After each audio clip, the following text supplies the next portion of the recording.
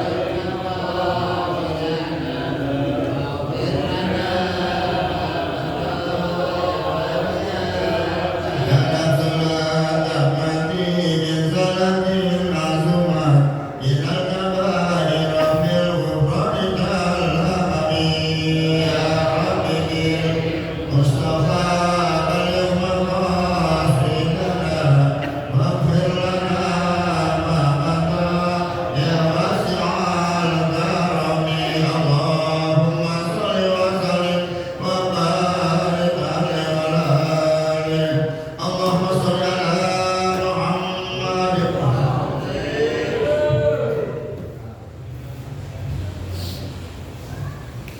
Assalamualaikum warahmatullahi wabarakatuh.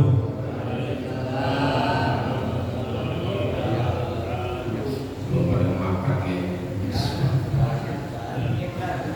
Alhamdulillahirabbil alamin. Wassalatu wassalamu ala asyrafil anbiya wal mursalin sayyidina Muhammadin wa ala alihi wa sahbihi ajma'in amma ba'd. Yang saya muliakan para asatizah, para hujjaj, orang-orang tua DKM Masjid Nurul Hidayah, bil khusus orang tua kita Bapak Haji Effendi Ali selaku pembina daripada Masjid Nurul Hidayah, Bapak Ustadz Mama, Bapak Ustadz Nabil Setiawan, Bapak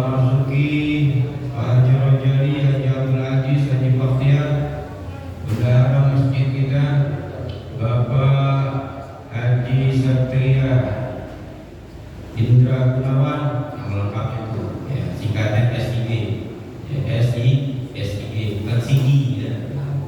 Habib Zain Al-Gunawan dan Ustaz Aris, seluruh jemaah yang mohon maaf tidak disebutkan satu persatu, namun tidak mengurangi rasa hormat saya kepada bapak-bapak saudara sekalian.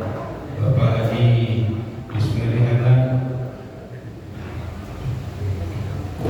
puji syukur kita panjatkan kehadirat Allah Subhanahu wa taala yang banyak memberikan kita nikmat, di antaranya nikmat iman, nikmat Islam, nikmat taufik wal hidayah, nikmat sehat wal afiyah, nikmat panjang umur.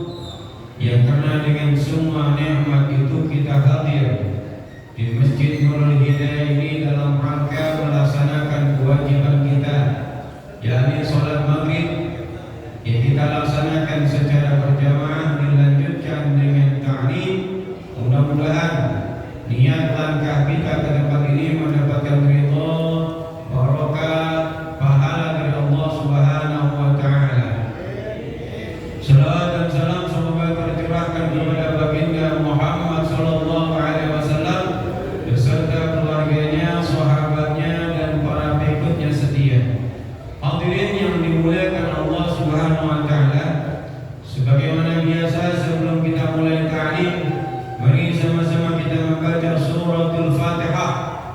Diniatkan Fatihah ini untuk orang-orang yang telah mewakafkan masjid ini, orang-orang yang telah menginfakkan hartanya guna pembangunan renovasi Masjid Nurul Hidayah, untuk kedua orang tua kita, sanak famili kita, guru-guru kita, terutama jamaah Masjid Nurul Hidayah yang telah berpulang ke rahmatullah. Mudah-mudahan Allah ampunkan segala dosanya, Allah terima amal ibadahnya, dan Allah jadikan kuburnya rawdah min riyadil jannah. Bagi mereka yang masih hidup, mudah-mudahan Allah berikan keberkahan dalam hidupnya. Bagi mereka saudara-saudara kita, orang tua kita, sanak famili kita, jamaah Masjid Nurul Hidayah yang hari ini sakit, mudah-mudahan Allah sembuhkan dari penyakitnya. Yang kesusahan, Allah berikan jalan keluar bagi kesusahannya. Ala niyah wa bi kulli niyatin salihah wa ila hadratin Nabi Mustafa Rasulullah sallallahu alaihi wasallam. Al-Fatihah. A'udzu billahi minasyaitonir rajim. Bismillahirrahmanirrahim.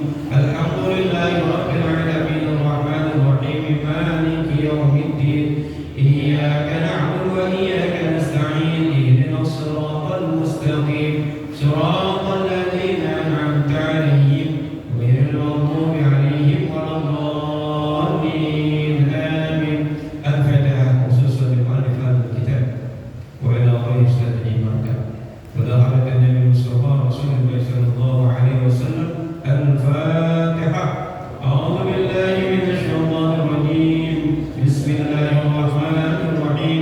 Alhamdulillahi rabbil alamin arrahmanir rahim maliki yaumiddin. Iyyaka na'budu wa iyyaka nasta'in. Ihdinas siratal mustaqim. Siratal ladzina an'amta 'alaihim ghairil maghdubi 'alaihim waladdallin. Amin. Bismillahirrahmanirrahim. Qala musannif rahimahullah ta'ala wa adamana bihi wa bi barakatihi wa bi asrarihi fid darain amin. Wa qala sallallahu alaihi wasallam, asyaddul a'mali thalathun, zikrullahi ta'ala ala kulli hal, wa muwasatul akhi min malika, wa insaful faqir ba'isi min nafsika. Ay ij'al nafsaka khadiman lil muhtaji alladhi asabahu bu'sin aw shadda. Hadirin yang dimuliakan Allah Subhanahu wa taala, minggu lalu kita sudah membahas berkaitan dengan tiga yang sangat berat, amalan tiga amalan yang sangat berat. Yang pertama sudah kita bahas, yaitu zikir kepada Allah, ingat kepada Allah ala kulli halin, dalam setiap waktu, fi kulli makanin wa zamanin, di setiap tempat dan waktu.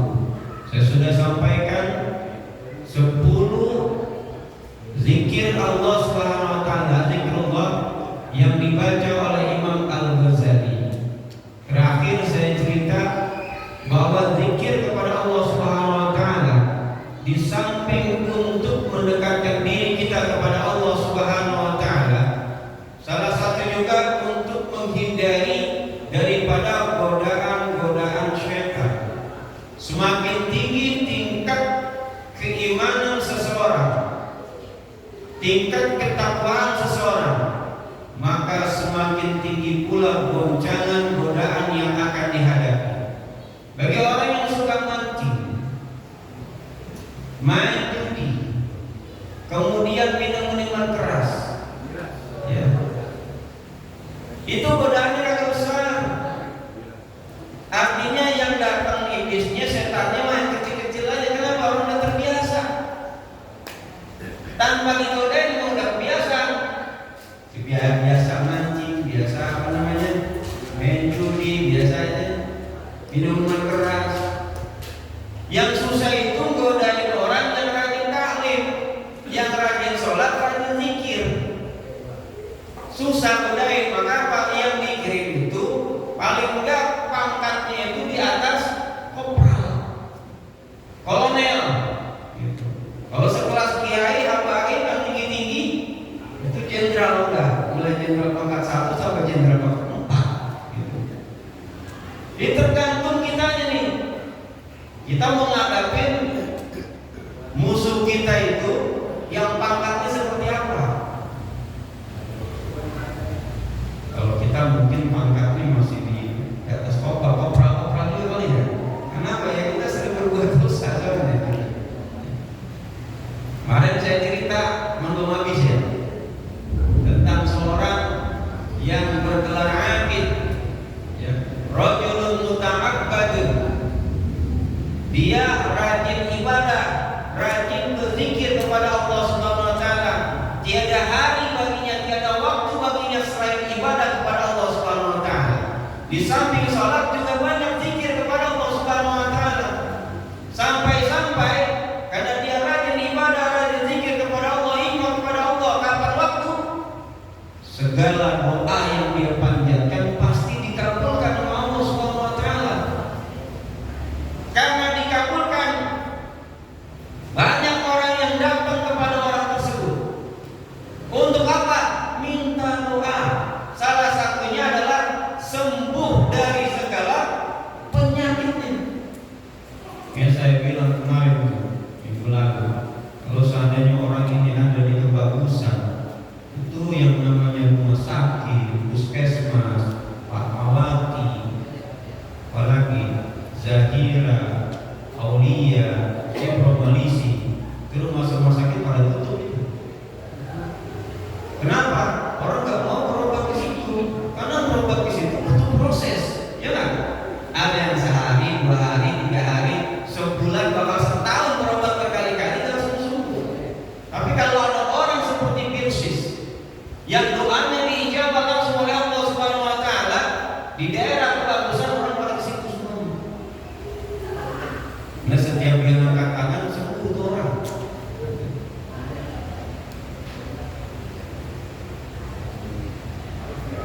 Karena dia ini doanya diijabah, banyak orang-orang datang berduyun-duyun untuk minta didoakan agar segala penyakitnya sembuh. Terkenal dia, sampai-sampai merisaukan iblis dan kawan-kawannya. Akhirnya mereka rapat, musyawarah, dipanggil seluruh jenderal-jenderal dari iblis. Iblis itu punya anak 9. Ada Hansa, ada Zalambur,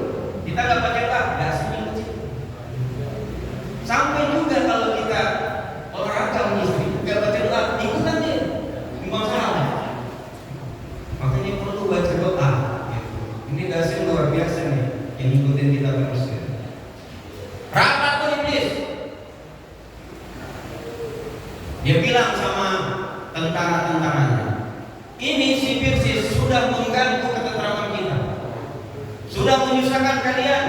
Orang yang kita udah rasukin, kita bikin sakit dengan sebab Pirsis diri sendiri. Siapa di antara kalian yang bisa menggagalkan, mengajak Pirsis ini menjadi anggota kita, pengikut kita? Lantas ada jin itu yang bernama Ifrit bilang, saya yang akan mengganggunya, saya akan menggodanya, saya akan mengajak dia ke barisan kita. Kalau seandainya saya nggak berhasil ngajak dia jadi anggota kita, jadi pengikut kita, kalian semua yang ada di sini jangan hormati saya. Ternyata nih orang yang dapat jinnya itu jin yang dihormati oleh jin-jin yang lain, sehingga dia bilang, kalau saya nggak berhasil situ boleh nggak hormatin saya. Akhirnya ditetapkanlah bahwa Ifritlah nanti yang akan mengajak, menggoda, merayu, menggagalkan semua yang dilakukan oleh Pirsis ini. Diperintahkan. Setelah diperintahkan oleh iblis, si Ifrit ini mulai merencanakan usaha agar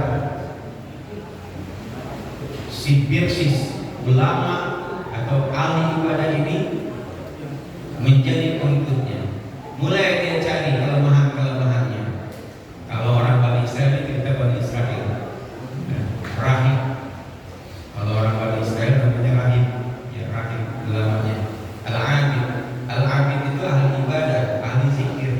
Beda dengan alim. Alim itu mengetahui. Bandingkan satu orang alim itu bandingkan 1000 orang abid. Ahli ibadah. Makanya orang yang ngaji begini lebih utama daripada orang yang sholat 1000 rakaat. Kalau abid itu kerjanya sholat, pakai zikir, udah gitu. Tapi kalau ada orang yang dia alim, dia abid itu keren.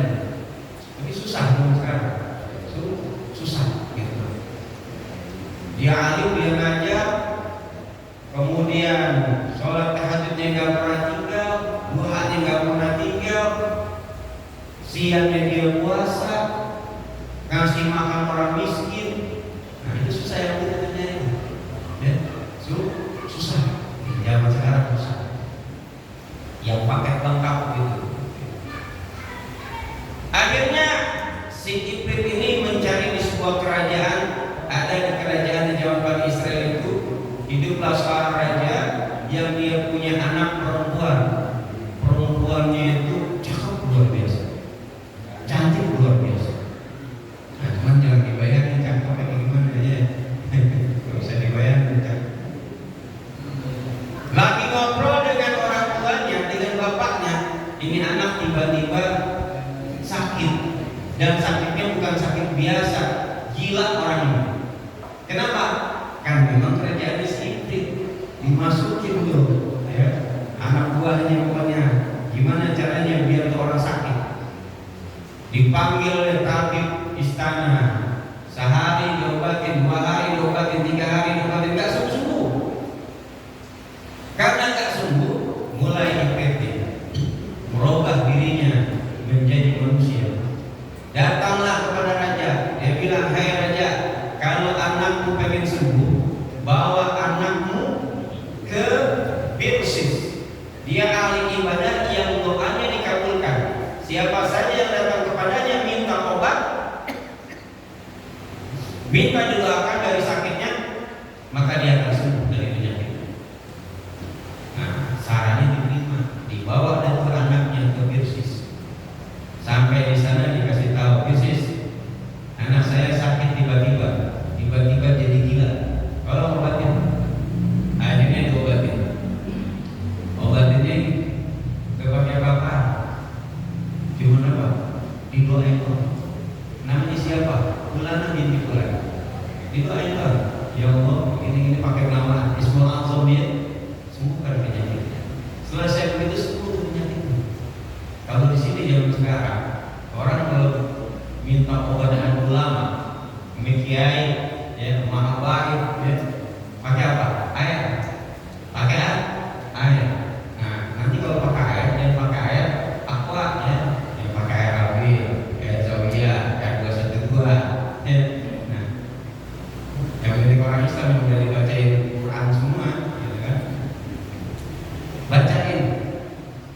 dikasih minum susu. Setelah sembuhnya anak gadis, dibawa pulang ke istana. Sampai di istana gila lagi. Emang kerjaannya si jin itu dibikin gila lagi. Karena gila lagi, maka Iblis bilang sama raja, raja, kalau anak pengen sembuh, bawa lagi ke Birsis, suruh tinggal di sana, tinggal di tempat Birsis. Padahal Birsis itu sendiri di situ. Akhirnya dibawa lagi ke Birsis, minta diobatin dan dimohon agar anaknya tinggal di situ. Awalnya Birsis nggak mau karena takut fitnah. Tetapi karena desak sama raja, mau deh. Tinggallah Birsis dan anak raja yang cakap. Awalnya biasa-biasa saja, tapi yang namanya lelaki, ini laki semua kan ya kan? Biar kata dia kiai, ustaz, kalau melihat perempuan cakap kan mandang juga ya. Cobain aja jabatin orang perempuan. Jadi kalau laki-laki itu godaannya itu 3. Yang pertama perempuan, yang kedua harta, kedua ketiga harta. Pertama perempuan. Ya. Kalau perempuan nggak bisa biasanya jabatannya. Kalau jabatan nggak bisa hartanya. Gitu. Tapi yang paling aktif perempuan. Gitu. Tapi kalau perempuan kebalikannya, perempuan godaannya yang pertama harta. Ya, makanya bini kalau sakit jangan diobatin, bawa ke toko emas, sembuh dah. Gitu. Kata Tila itu mah. Akhirnya tinggal di situ sehari, dia lihat dia nggak biasa. 2 hari, pas 3 hari diajak makan bareng. Begitu makan bareng dia lihat, ini perempuan cakep juga, cantik sekali. Karena belum pernah lihat perempuan, rahim itu kan dia menjaga pergaulan. Emang tempatnya di tempat ibadah aja. Jadi kalau ada ruangan, udah situ juga keluar. Karena Pak Abid gelarnya ahli ibadah. Nah, disinilah Iblis mulai bekerja. Pakaiannya disikap agar terlihat auratnya. Bagian mana jangan dipikirin. Jangan dipikirin. Yang penting auratnya tersingkap. Terlihatlah sama Birsis. Timbul syahwatnya. Timbul syahwat. Mulai dah bisikan setan mulai. Birsis itu perempuan cantik. Tidak ada siapa-siapa di sini. Perempuan itu dia pandang. Seperti juga suka dengan kamu. Akhirnya apa? Si Birsis ini melakukan perbuatan yang tidak sepatutnya dilakukan oleh orang yang belum nikah. Paham ya?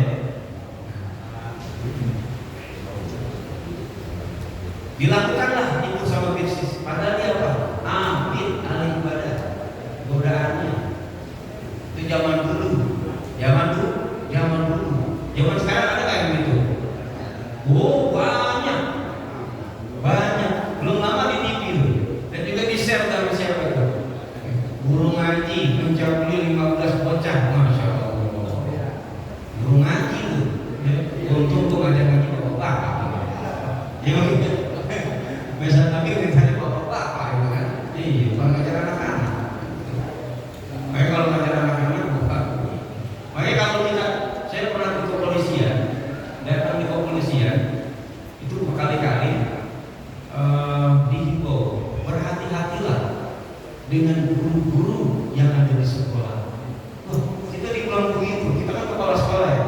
Jadi kepala sekolah di apa namanya dikasih ujangan sama Polres, berhati-hati dengan guru-guru. Kenapa? Ada guru-guru yang sering melakukan perbuatan-perbuatan yang tidak pantas kepada muridnya. Dan guru-guru yang melakukan itu, ini ada 2 yang mesti dikhawatirkan. Yang pertama guru olahraga. Karena kalau olahraga mereka harus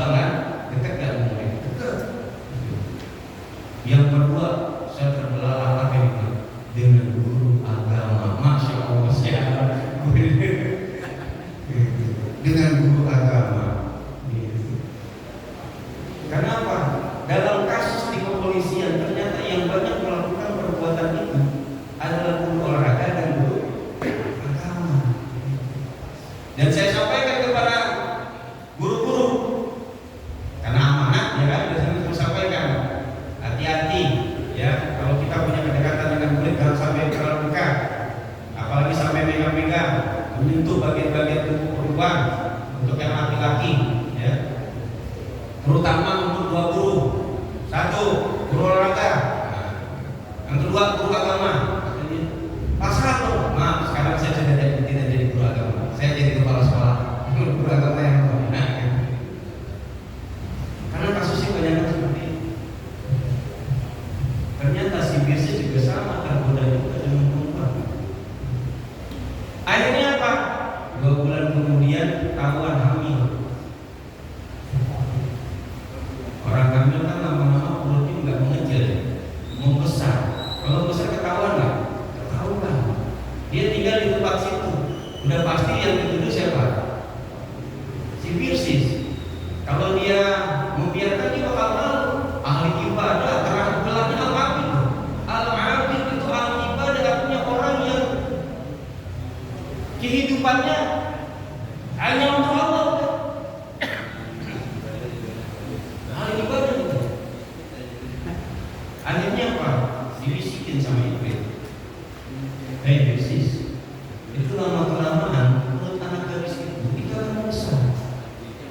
Nama baik itu dipertaruhkan. Bunuh saja. Bunuh. Akhirnya apa? Dibunuh.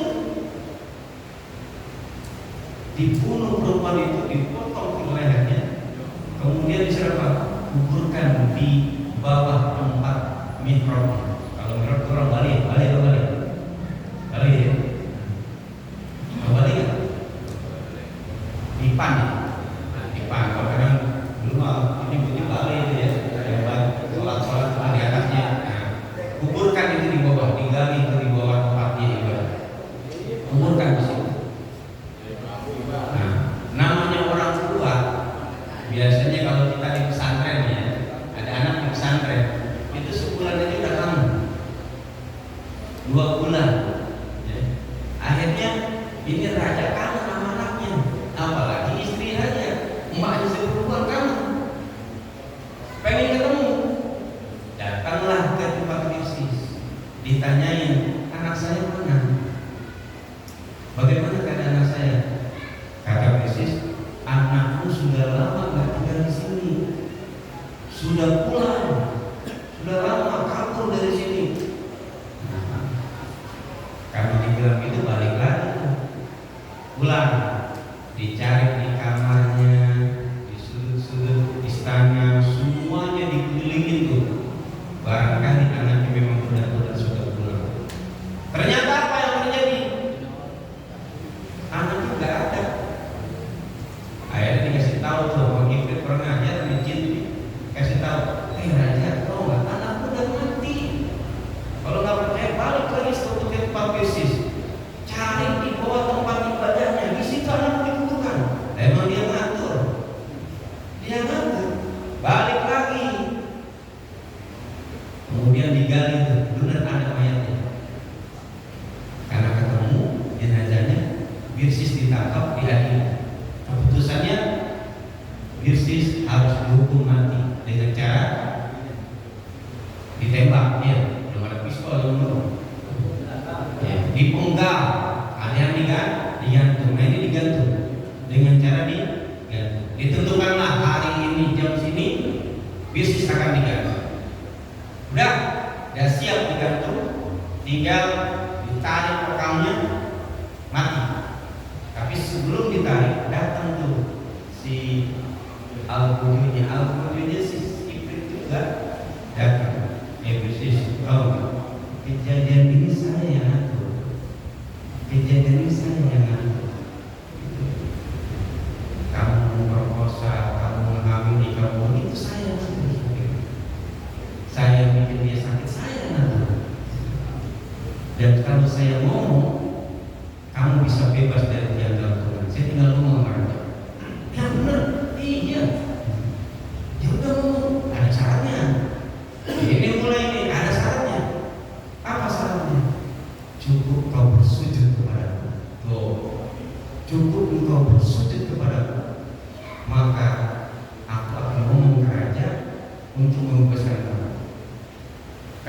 sudah diamankan, digantung kan?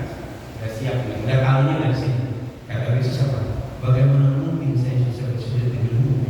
Sementara saya diikat begini, tangan saya diikat, kemudian ada tali di sini, nggak mungkin saya bisa bersujud. Gitu. Kata si iblis, gampang, cukup kau anggukkan kepalamu sebagai tanda engkau bersujud kepada strategi setan agar kita itu jadi orang kafir. Akhirnya apa sih Yesus lakukan? Dia nangguki. Artinya apa? Dia bersujud kepada iblis. Begitu dia ngangguk, si iblis tinggal kerak, tarik kokanya, mati dalam keadaan kafir. Itu ahli ibadah yang rajin zikir sama Allah, yang dekat sama Allah, meninggal dunia dalam keadaan kafir, yang rajin sholat, yang mungkin kita ini nggak bisa melawan ibadahnya, yang tiap hari dia berpuasa, yang sehari-hari itu hampir nggak pernah keluar dari mihrabnya, cuma zikir aja zikir, ibadah terus, bisa tergoda, bisa mati dalam keadaan kafir. Bagaimana kita ini? Gak ada yang bisa menjamin kita mati kelak membawa iman. Tidak ada yang bisa menjamin. Termasuk kiai, ulama, kan yang bisa menjamin. Semakin tinggi tingkat seseorang, maka akan semakin tinggi godaannya agar orang itu keluar dari agama Islam. Kenapa? Karena itulah usaha terakhir iblis, setan, dan seluruh tentaranya agar umat Islam itu keluar dari agama. Sampai-sampai Imam Abu Hanifah bilang, "Aksalu ma yuslabul iman minal abdi waqtan nazar." Kebanyakan orang dicabut imannya ketika sakaratul maut. Nah, ini sakaratul maut luar biasa ya.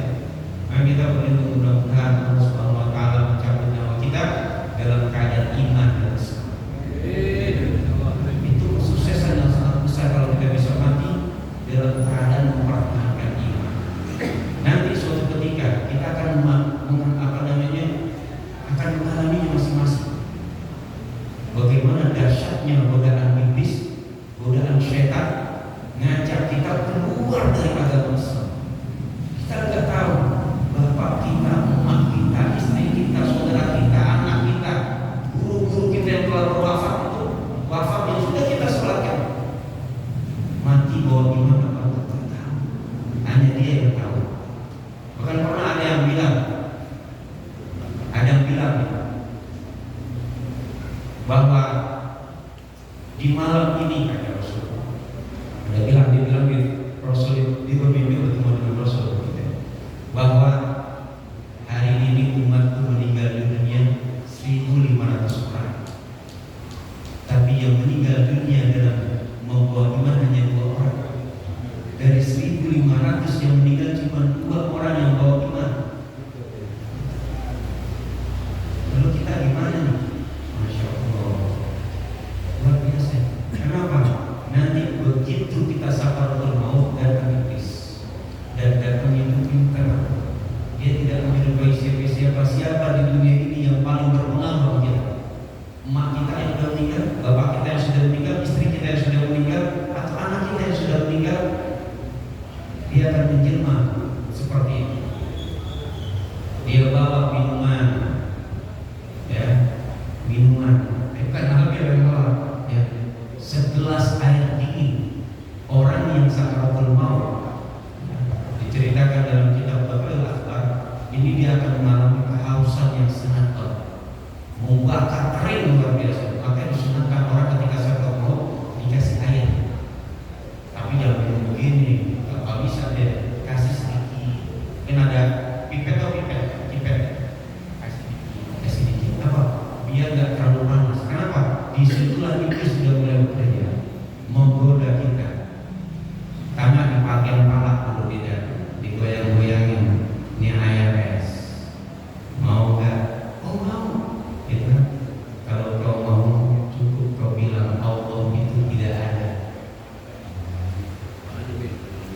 Kita ini lagi haus dikasih es, ya kan? Udah gitu campur sirup marjan warna merah lagi tuh. Banyak orang yang mengerti itu akan mengerti Allah tidak ada, dikasih. Begitu dia bilang Allah tidak ada, datang malaikat Israel dia cabut, meninggal dalam keadaan kafir. Makanya sholat tahajud kita, baca Quran kita, sholat jamaah kita, tidak ada artinya kalau kita meninggal dalam keadaan kafir. Jadi kafirnya itu nanti sakaratul maut timbul. Siapa yang tahu? Hanya diri kita. Makanya kita sering berdoa, ya Allah biha ya Allah biha bi husnul khatimah. Allahumma arzuqna bi husnul khatimah wa la bi su'il khatimah. Dan orang yang terbiasa mengucapkan kalimat la ilaha illallah Muhammadur Rasulullah, mudah-mudahan itu akan dimudahkan mengucapkannya ketika kita sakaratul maut. Karena ucapan itulah yang paling kita idam-idamkan ketika ruh kita ini dicabut oleh malaikat Israel. Dan untuk mengucapkan itu susah luar biasa, sangat susah. Saya berkali-kali melihat orang yang sakaratul maut diucapkan la ilaha illallah, la ilaha illallah, kata bisa. Yang udah ngalamin coba ya. Kita lihat orang sakaratul maut la ilaha susah. Mungkin dia bisa mengucap, dengar kita, dia bisa mengucap tapi nggak terdengar sama kita. Gitu. Karena apa? Nggak ada tenaganya untuk ucap la ilaha. Mungkin hatinya yang mengucap la ilaha. Kita membantunya itu akan ingetin Allah itu ada, la ilaha illallah. Jangan sampai kita mengatakan Allah tidak ada, dan juga jangan sampai mengatakan Isa anak Tuhan, jangan sampai mengatakan Muhammad bukan Rasulullah. Itu nanti godaan-godaan seperti itu. Pada bilang Ustaz yang ada ngerasain aja. Emang saya belum ngerasain, tapi di kitab-kitab begitu disebutkan godaannya seperti itu. Itu ahli zikir. Ahli zikir aja bisa melepas imannya. Bagaimana kita yang keseharian mungkin sholatnya kita nggak tepat waktu, mungkin kita sholatnya tepat waktu dan berjamaah, tapi pikiran kita entah kemana-mana, begitu kan? Karena setan begitu disebutkan dalam surah kitab, idza hadarta waqtas shalah, jika datang waktu sholat, ya, amara iblis wa junudahu ayyatafarraqu. Iblis memerintahkan kepada tentaranya, berpencar sana. Ngapain? Datengin orang-orang agar dia nggak mau sholat. Ini sebelum azan belum. Kan kita sebelum azan asik kan? Ada yang nonton TV ya, ada yang main game, ada yang lagi ini, lagi kerja. Itu sebelum azan. Itu iblis udah memerintahkan kepada nabinya, datengin. Agar dia nggak mau sholat. Ya. Begitu seandainya azan berkumandang, nggak bisa godain, dia tetap jalan ke masjid. Ada yang jalan, ada yang kagak. Kebanyakan yang mana? Tahu aja deh. Kebanyakan yang kagak tuh sibuk.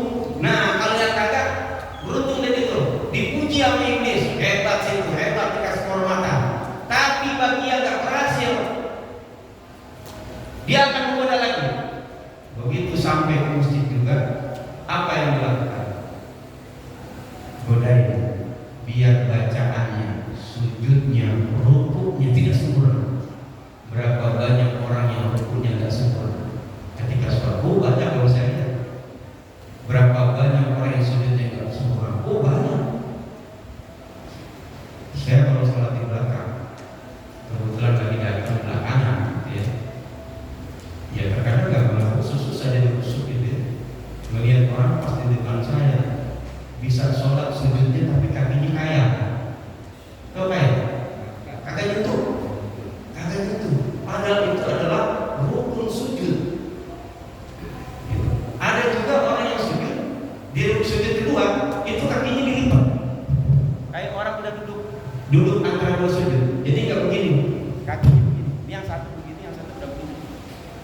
begitu dia duduk udah posisi udah duduk sujud. Itu banyak banget yang saya perhatikan. Ya. Ada lagi yang sujudnya itu kakinya disilang. Itu emang udah kerjaan. Ya. Ada lagi yang keningnya nggak sampai. Kan untuk sujud itu ada 7. Ini tidak. Buat telapak tangan tidak nih ini. Buat telapak tangan, dengkul sama jari kita ditekuk. Kalau bisa dirapetin. Ya, ini jangan kayang, ini banyak yang begini nih, sujudnya kayang. Termasuk juga yang rukunya. Rukunya apa? Belum sampai sini ini namanya 90 derajat. Banyak kan yang begini. Kalau yang begini ini dimaklumi. Kalau yang udah tua, ya, yang memang kalau suruh ruku itu sakit, ya, dimaklumi gitu. Tapi yang masih muda itu harus sempurna 90 derajat. Bahkan ada yang Allahu Akbar, sami Allah, belum baca apa-apa orangnya. Itu kerjaan ini semua. Gitu. Tapi kalau rukunya sempurna, sujudnya sempurna, yang digoda apa? Pikirannya. Entah dikit-dikit atau apa ya? Ilmu Allah ini terus dia ya. Nah, itu kepikiran tuh. Kalau itu nggak bisa juga digoda, dan saya nggak yakin nggak bisa digoda. Semuanya masih bisa digoda itu, ya kan? Nggak pasti tuh. Ketika Allah apa mungkin, ketika kita baca